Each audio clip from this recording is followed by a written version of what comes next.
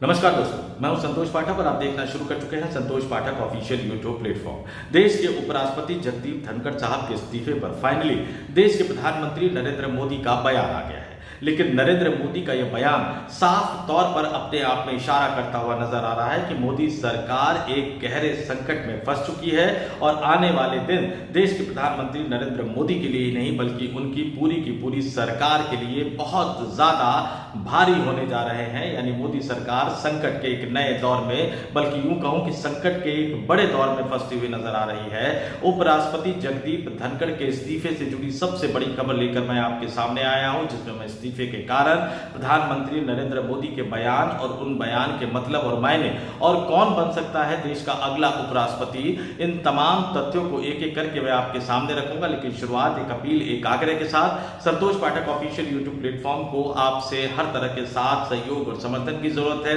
तो अब तक अगर आपने हमारा यूट्यूब प्लेटफॉर्म सब्सक्राइब नहीं किया है तो आगे बढ़िए, संतोष पाठक ऑफिशियल यूट्यूब प्लेटफॉर्म को सब्सक्राइब कीजिए, हमारे वीडियो देखिए, पसंद आए तो लाइक कीजिए, शेयर कीजिए, ज्यादा से ज्यादा लोगों तक पहुंचाइए और कमेंट करके जरूर बताइए कि आपको हमारे वीडियो कैसे लग रहे हैं। स्क्रीन पर मेरा QR कोड भी चल रहा है, आप चाहे तो छोटी छोटी राशियों के जरिए हम तक अपनी आर्थिक सहायता भी पहुंचा सकते हैं। और अब आते हैं आज की खबर पर। इस समय की सबसे बड़ी खबर आपके सामने मैं लेकर आया हूं। प्रधानमंत्री नरेंद्र मोदी ने जगदीप धनखड़ साहब के इस्तीफे पर टिप्पणी की है। कल से फाइनली ये माना जा रहा था, बार बार ये सवाल उठाया जा रहा था कि प्रधानमंत्री ने कोई बयान क्यों नहीं दिया, गृह मंत्री ने कोई बयान क्यों नहीं दिया, राज्यसभा में जो सदन के नेता है, सत्तारूढ़ पार्टी के राष्ट्रीय अध्यक्ष JP नड्डा साहब है, उन्होंने क्यों कोई बयान नहीं दिया। स्वास्थ्य कारणों का हवाला देते हुए इस्तीफा दिया जगदीप धनखड़ साहब ने, तो उनके स्वास्थ्य की कामना करते हुए, शुभकामनाएं देते हुए भी कोई बयान क्यों सामने नहीं आया। तो अब से थोड़ी देर पहले जब मैं ये वीडियो रिकॉर्ड कर रहा हूं, देश के प्रधानमंत्री नरेंद्र मोदी ने एक ही पोस्ट में पूरे प्रकरण को एक तरह से निपटाने की कोशिश की है। आपके स्क्रीन पर मैं दिखा रहा हूं कि जगदीप धनखड़ साहब के इस्तीफे को लेकर देश के प्रधानमंत्री नरेंद्र मोदी ने जो पोस्ट किया सोशल मीडिया पर, X पर, इंग्लिश और हिंदी दोनों में एक ही पोस्ट उन्होंने कर दिया। हिंदी में क्या लिखा है, इंग्लिश का जो रूपांतरण है हिंदी, वो भी आपके सामने मैं पढ़ देता हूं कि श्री जगदीप धनखड़ जी को भारत के उपराष्ट्रपति सहित कई भूमिकाओं में देश की सेवा करने का अवसर मिला है। मैं उनके उत्तम स्वास्थ्य की कामना करता हूं। शब्द देखिए, लाइन देखिए, पंक्तियां देखिए, कितने शब्दों में विदाई दी गई है वो देखिए। और ये पोस्ट ही अपने आप में बताता है कि ना तो इस्तीफा सामान्य है और ना इस्तीफे के बाद जिस तरह का घटनाक्रम होने की आशंका पैदा हो गई है, वो आशंका अपने आप में सामान्य है। जाहिर तौर पर ये पूरा प्रकरण जब सामान्य नहीं है तो असामान्य है। क्या हुआ, कैसे हुआ, क्यों इस्तीफा दिया गया।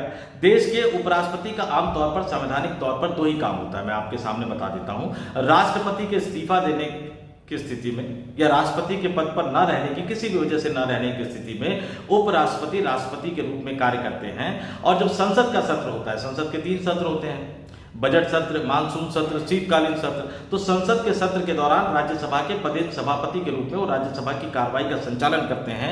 तबीयत उनकी खराब थी, कुछ दिन पहले अस्पताल में भर्ती हुए थे, तो अगर स्वास्थ्य कारणों से इस्तीफा देना होता तो मानसून सत्र से पहले देते या मानसून सत्र के खत्म होने का इंतजार करते, क्योंकि अगर वो सभापति के रूप में आसन पर नहीं भी बैठते तो उप सभापति हरिवंश कार्रवाई का संचालन कर सकते हैं। उसमें कहीं कोई तकनीकी, संवैधानिक या राज्यसभा के नियमावली के हिसाब से कहीं कोई बाध्यता या कहीं कोई रुकावट नहीं है। तो मानसून सत्र का पहला दिन सत्र को अलग तरीके से चलाते हुए नजर आते हैं जगदीप धनखड़ साहब। उनके द्वारा बुलाई गई बैठक में JP नड्डा नहीं जाते हैं और फिर शाम तक उनके इस्तीफे की खबर आ जाती है और कई घंटों तक देश के प्रधानमंत्री नरेंद्र मोदी की उस पर कोई टिप्पणी नहीं आती। ये अपने आप में काफी कुछ असामान्य बताता हुआ नजर आ रहा है। कांग्रेस पार्टी आलोचना कर रही है, कांग्रेस पार्टी उनके इस्तीफे के तौर तरीके पर सवाल उठा रही है, मोदी सरकार को घेरते हुए नजर आ रही है। लेकिन दो चीजें तो बिल्कुल शीशे की तरह साफ है। कल लोकसभा की कार्रवाई चल नहीं पाई।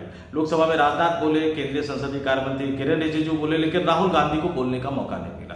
दूसरी तरफ राज्यसभा में आप जाएंगे तो राज्यसभा में सभापति ने जो विपक्ष के नेता है कांग्रेस पार्टी के राष्ट्रीय अध्यक्ष मल्लिकार्जुन खड़गे को खुलकर बोलने का मौका दिया। ऑपरेशन सिंदूर पर बोलते हुए मल्लिकार्जुन खड़गे ने प्रधानमंत्री नरेंद्र मोदी की जमकर आलोचना की, उन पर जमकर निशाना साधा और राज्यसभा में उनको बोलने का मौका मिला। सरकार को ये मंजूर कैसे होता। दूसरी बात, कैश कार्ड वाले जज साहब याद है ना, कैश कांड वाले जज साहब पर महाभियोग चलाने की जो विपक्षी सांसदों की मांग थी, जो हस्ताक्षर के साथ उन्होंने दिया था, उसको उन्होंने एक तरह से स्वीकार कर लिया। सरकार को पता ही भी नहीं था कि जो सभापति है राज्यसभा के, जो उपराष्ट्रपति है, वो उस महाभियोग के प्रस्ताव को स्वीकार करने जा रहे हैं। तो जाहिर सी बात है कि सरकार के अंदर इसको लेकर खलबली मचली तो तय ही थी, लेकिन इस खलबली का अंत नहीं होने जा रहा है। देश के प्रधानमंत्री नरेंद्र मोदी का सोशल मीडिया पर किया गया पोस्ट ही अपने आप में बता रहा है कि मोदी सरकार एक गहरे संकट में फंसने जा रही है। देश के उपराष्ट्रपति जगदीप धनखड़ साहब का इस्तीफा, मोदी सरकार का सबसे बड़ा इस्तीफा, इसने इस्तीफों की एक तरह से शुरुआत कर दी है। आने वाले दिनों में हमें और ज्यादा इस्तीफे होते हुए नजर आएंगे और इसमें कई राज्यों के मुख्यमंत्री की विदाई का भी खाका तैयार है। लेकिन अब जो सबसे बड़ा सवाल उठकर निकलकर सामने आ रहा है कि देश का अगला उपराष्ट्रपति कौन होगा।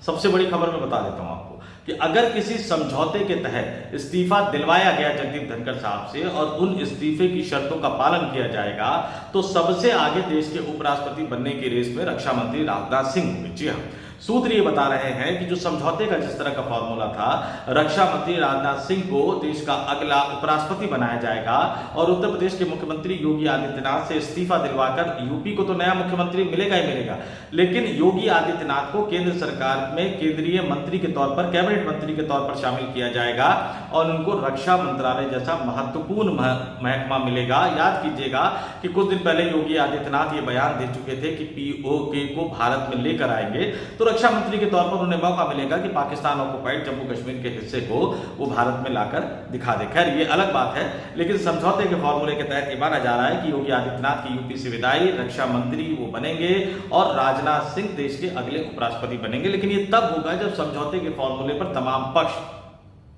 अमल करते हुए नजर आए। लेकिन अगर ऐसा नहीं होगा, राजनीतिक परिस्थितियों को देखा जाएगा तो कई और नाम भी देश के उपराष्ट्रपति बनने की रेस में शामिल बताए जा रहे हैं। इसमें जो सबसे बड़ा नाम आ रहा है रामनाथ ठाकुर का। जी हाँ, जनता दल यूनाइटेड के नेता है, सांसद है, राज्यसभा में नेता है और केंद्र की नरेंद्र मोदी सरकार में मंत्री है और उनके जिम्मे जो मंत्रालय है वो केंद्रीय कृषि एवं किसान कल्याण मंत्रालय है। इस मंत्रालय में वो राज्य मंत्री हैं।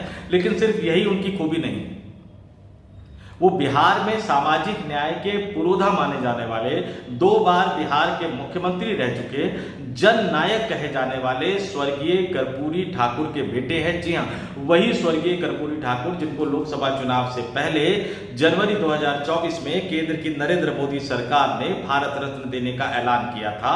पिछड़ों के एक तरह से मसीहा माने जाते हैं, सामाजिक न्याय के पुरोधा माने जाते हैं और अगर बिहार विधानसभा चुनाव के मद्देनजर फैसला होगा तो रामनाथ ठाकुर देश के अगले उपराष्ट्रपति बनने की रेस में आ सकते हैं। हालांकि कई लोग ये बता रहे हैं कि नीतीश कुमार उपराष्ट्रपति बनेंगे।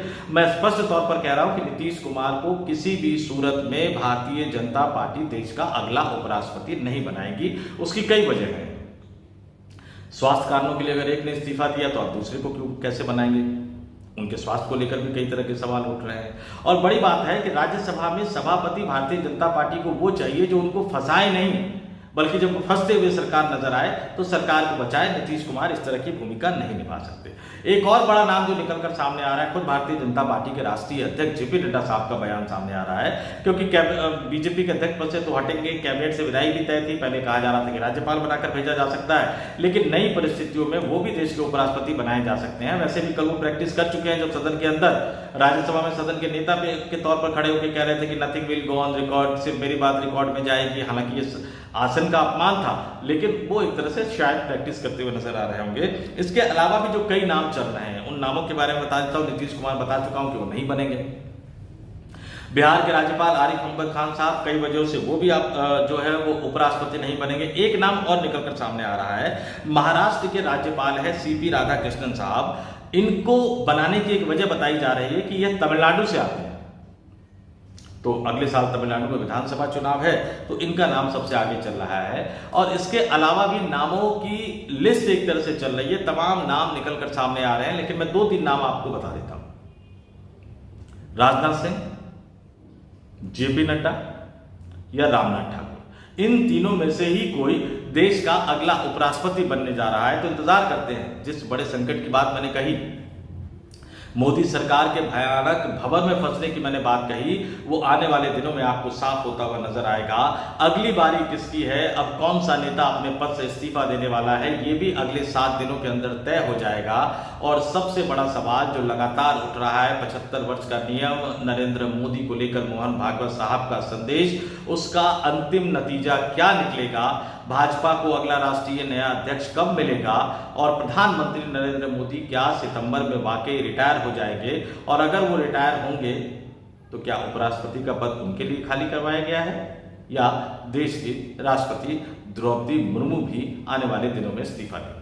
हर सवाल के आगे क्या इसलिए लग रहा है क्योंकि राजनीति बहुत ही अजीब मोड़ लेती हुई नजर आ रही है, और आज की तारीख में कुछ भी बता पाना बहुत संभव नहीं है। जितनी खबरें छनकर निकलकर भारतीय जनता पार्टी और राष्ट्रीय स्वयंसेवक संघ के सूत्रों से आ पाती है सामने, उसको मैंने तथ्यों के साथ आपके सामने रखने की कोशिश की है। तो इस वीडियो में इतना ही। मुझे यानी संतोष पाठक को दीजिए इजाजत। जाते जाते आपसे कहूंगा, वीडियो पसंद आया तो लाइक कीजिए, शेयर कीजिए, ज्यादा से ज्यादा लोगों तक पहुंचाइए, और कमेंट करके जरूर बताइएगा जगदीप धनखड़ साहब के स्वास्थ्य, जगदीप धनखड़ साहब के इस्तीफे, प्रधानमंत्री नरेंद्र मोदी के एक औपचारिक ट्वीट और भारतीय जनता पार्टी की सरकार के संकट में फंसने की आहट के बीच कौन बनेगा देश का अगला उपराष्ट्रपति, इसको लेकर आप क्या सोचते हैं, कमेंट करके जरूर बताइएगा। इस वीडियो में फिलहाल इतना ही। मुझे दीजिए इजाजत। नमस्कार।